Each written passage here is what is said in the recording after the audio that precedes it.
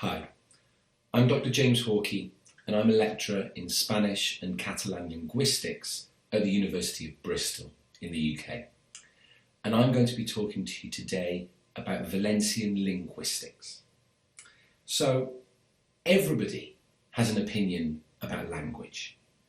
When somebody opens their mouth, of course we're listening to what they say, but we're also listening to how they say it.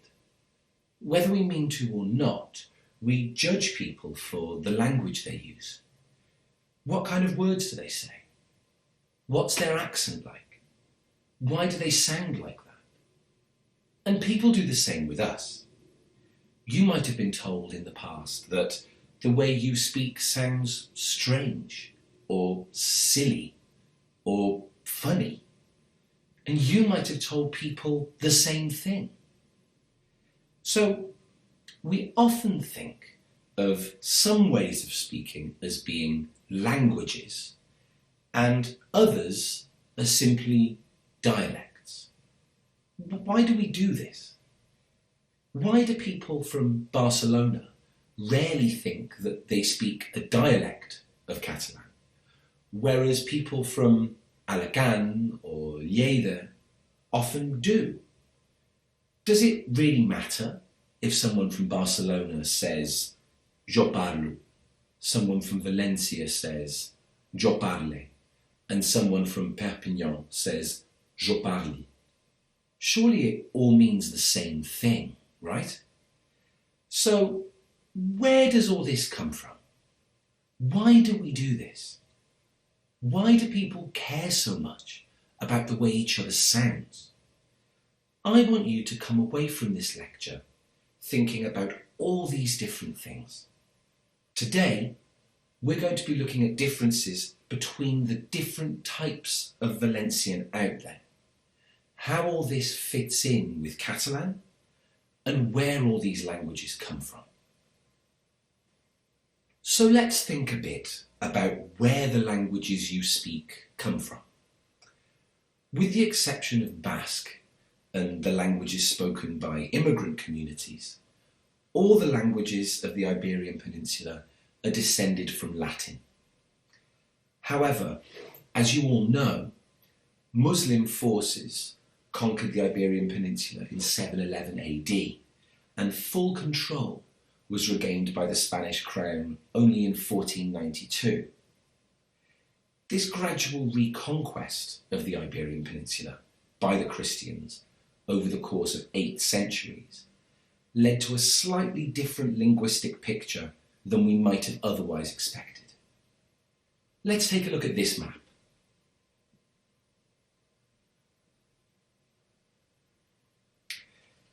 This represents the Iberian Peninsula during the early phases of the Reconquista, so around the 9th or 10th centuries.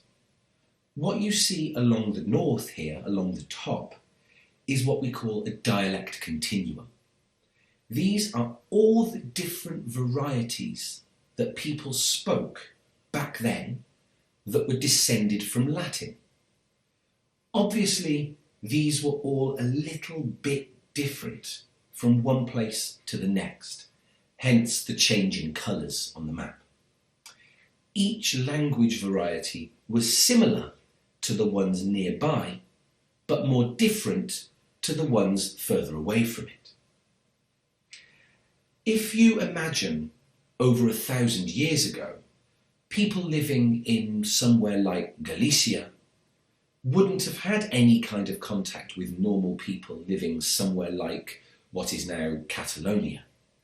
They're a long way apart, so it's unsurprising that the way they spoke would be different, even if they came from the same source, Latin. So that's the stuff along the north coast of Spain. But what about the rest? So all this grey sandy colour here represents the areas where Mozarabic was spoken. Mozarabic was a language that is no longer spoken today. Like Spanish, Catalan and Valencian, it too was descended from Latin, but contained a lot of influences from Arabic, since Arabic was the official language spoken by many people living there at the time. However, as the Christian forces pushed southwards through the peninsula, they expelled the Arabic speakers. This meant that Mozarabic, with its Arabic influence, gradually gave way to the languages of the people that were pushing down from the north. So let's take a look at this next picture, and this represents today.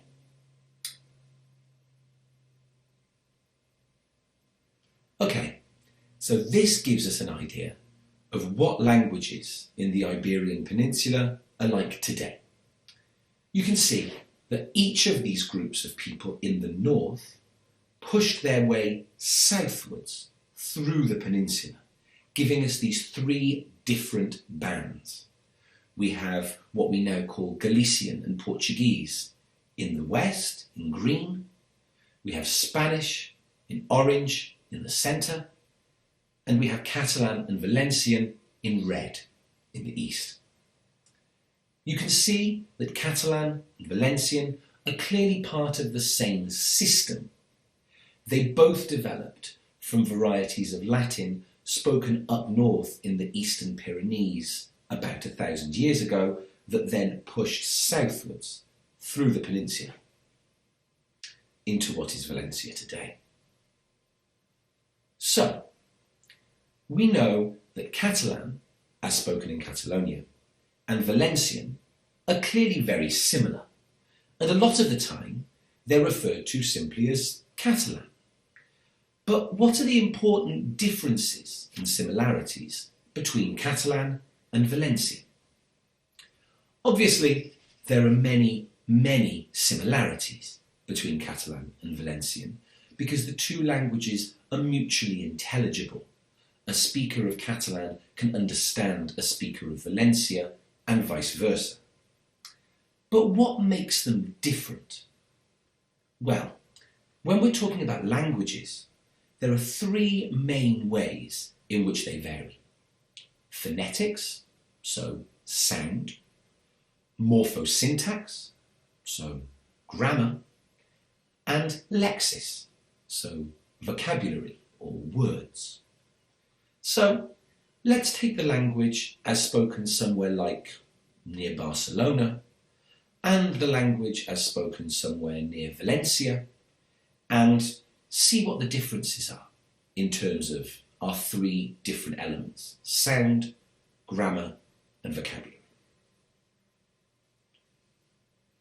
Okay, so how does the language sound in Catalonia compared to how it sounds in the País Valencià? All of the examples I'm using today come from the Atlas Interactiu de l'Entonació del Català, which is produced by the Universitat Pompeu Fabra, which you can find online. Just Google it and you'll get lots of examples of how Catalan is spoken in different places. So let's listen to our first example here. And this is from a speaker from Santa Coloma de Farners, between Barcelona and Girona, so up in Catalonia. Let's have a listen to this. Jaume, què ha portat això? Jaume, què ha portat això? Listen to the vowels that person said in Jaume, portat, and això. Do they sound the same as you normally hear them in Valencia? Let's listen now to our second speaker saying basically the same thing. This time this person is from Sagunt, so a lot closer to home. Let's listen to them. Qui ha portat això, Jaume? Qui ha portat això, Jaume? We can hear that she's Valencian, right? So her sound at the end of Jaume is Jaume, not Jaume. Her sound in portat is portat, not purtat, so o, not u. And her sound in això is ai, això, not això. So we can hear from the second someone opens their mouth that the two languages sound different. Okay, so what about the grammar in Catalonia and Valencia? What are the differences there? Well, I already mentioned one. Verbs look quite different in the different places. So somebody in Valencia, if they wanted to say I speak, would say yo parle, whereas for somebody in Catalonia, it's yo parlo. But it doesn't end there. For example, to say this book in Valencia would be este llibre, but in Catalonia, they'd say aquest llibre.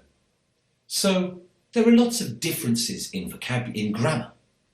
But what about vocabulary? Well, we all know about that, right? So in Valencia, for example, for the word mirror, you might say espill, whereas in Catalonia they would probably say mirall. For the word for lamb, you might say corder, whereas in parts of Catalonia they might say xai. For to go out, it's eixir or eixir for you in Valencia, whereas in Catalonia it's sortir. A guy is a chic to you, but a noi to them. So we can see that there are differences between Catalonia and Valencia on all three of our levels, on sound, on grammar, and on vocabulary. But there's nothing inherently better about saying sortir than eixir. And there's nothing better about saying jo parlo than jo parle. They're just different. They're just different ways of saying the same thing. And that's what I really want you to think about today. Language varies wherever you go. And the more we know about our language, the more we know about our own culture. So, we've looked at the differences between Catalonia and the País Valencià. But what about within Valencia? If somebody from Barcelona speaks differently to somebody from Valencia, well then surely somebody from Castelló sounds different to somebody from Alacant, right? I mean, they're a long way from one another too. Do you think you could tell them apart? Well, let's see.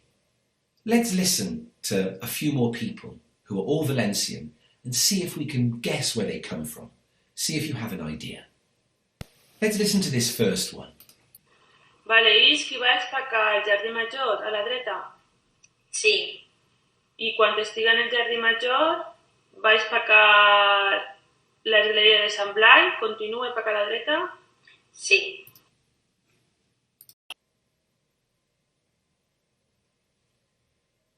Do they sound like they come from near you? What about this next person? Where do you think they come from? Hola, bon dia. A veure, voldria arribar al costat de la drogueria, allà al costat de l'estàtua del rei en Jaume. I estic contra la gasolinera. Ara que tindria que tirar cap a dalt o tirar cap al Jardí Major? Where did you think she was from? Okay, so the first recording was from Mutxamel, near Alacant.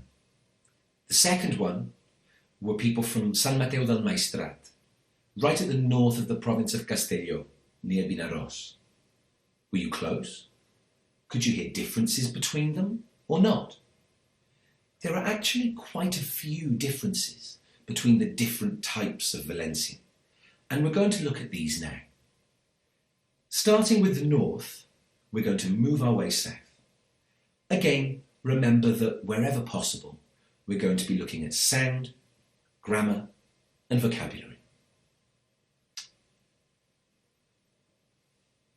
Right, let's start with the north here, looking at the area around Castelló. Now remember, not everyone speaks in the same way I'm going to describe, but some people do. So, something particular to the northern part of the País Valencià is the pronunciation of IX. So take a word like coix, in Spanish, cojo, or caixa, in Spanish, caja. Around Barcelona, these words are pronounced basically the way that I just pronounced them, because that's where I learned Catalan. So, coix and caixa. Coix and caixa. In most parts of the País Valencià, they're pronounced coix and caixa. Coix, caixa. However, in this part of the País Valencià, near Castelló, a lot of people say cois and caixa. Cois, caixa. So with a s sound instead of the sh sound we have everywhere else. So if you know people from there, do you think they might say caixa instead of caixa? Maybe you would say this. And think back to the recording I just played for you just now. The women in the recordings from Sant Mateu del Maestrat, how did they say major in the phrase jardí major? Well, the two different recordings said them in different ways. The woman from Alacant said major with the r at the end, whereas the people from Sant Mateu del Maestrat said major without the r. So people at the north of Valencia say things like major as opposed to major.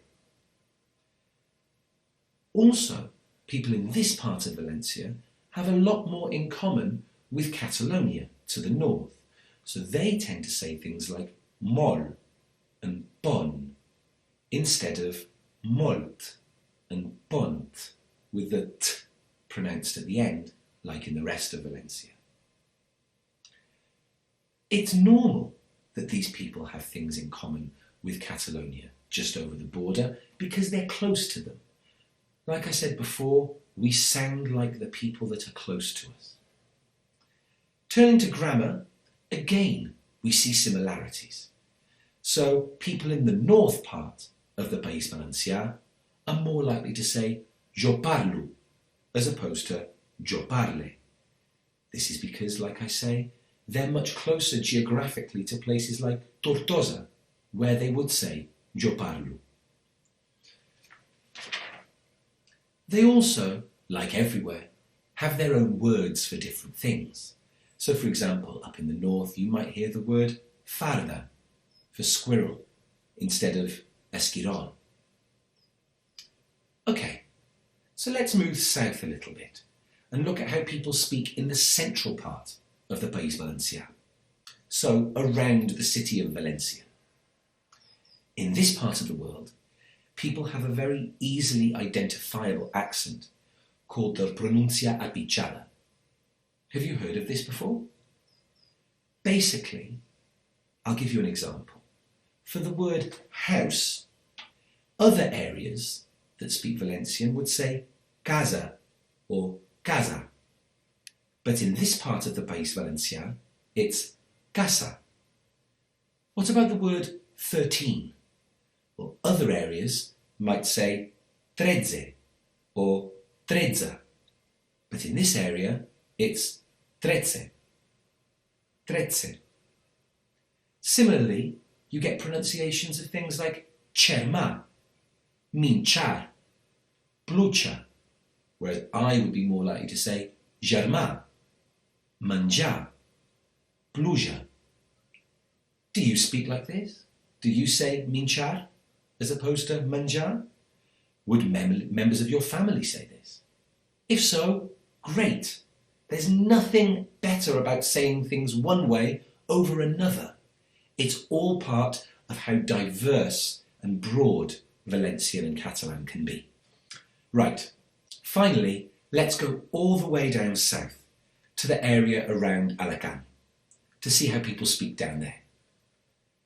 Like other parts of the País Valencià, some people have their own way of speaking too, and that's the same around here in Alacant.